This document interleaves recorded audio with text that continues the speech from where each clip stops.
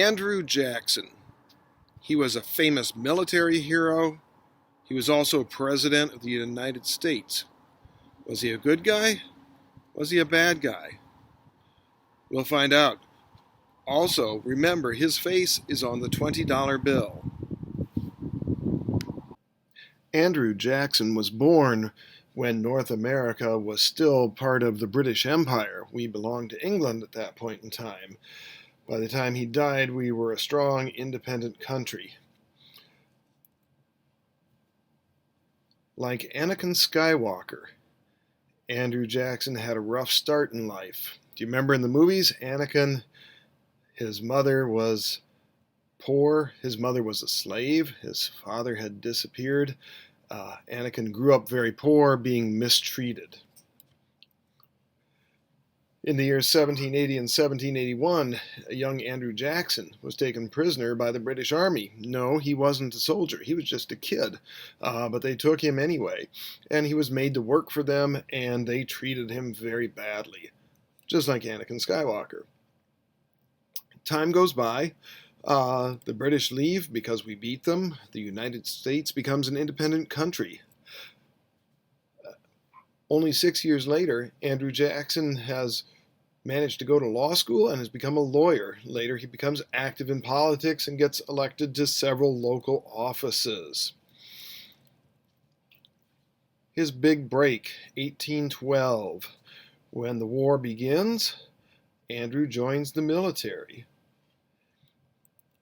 Andrew Jackson will prove to be an amazing leader. His men are very loyal to him.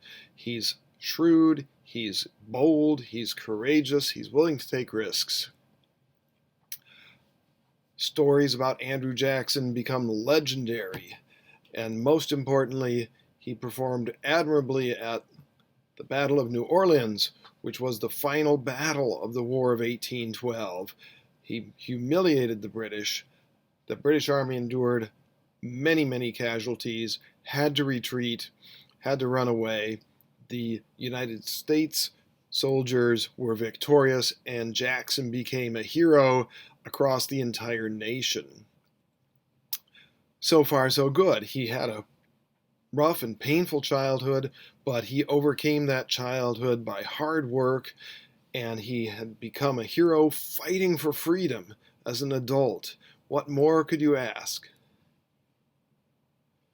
But then, just like Anakin Skywalker becomes Darth Vader, Andrew Jackson will go over to the dark side.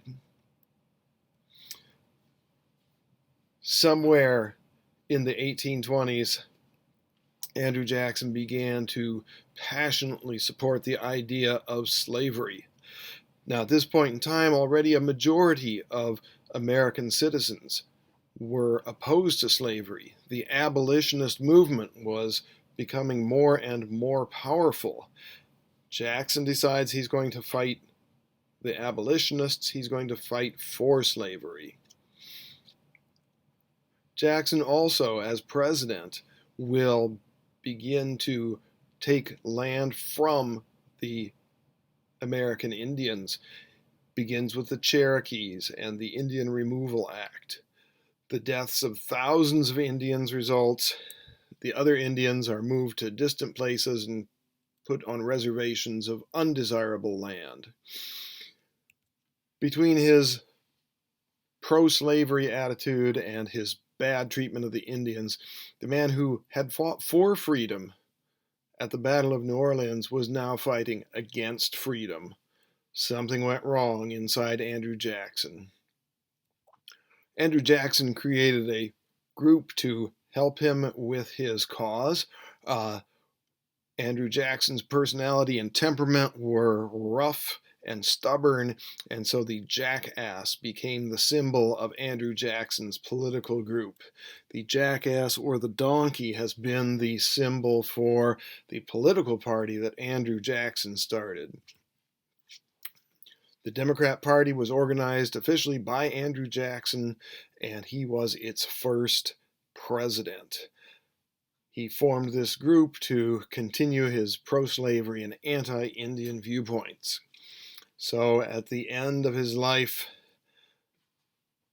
Andrew Jackson had gone over to the dark side, abandoned the cause of freedom and liberty, abandoned the cause of human rights, civil rights, individual freedoms, and instead he had become the pro-slavery, anti-Indian founder of the Democrat Party.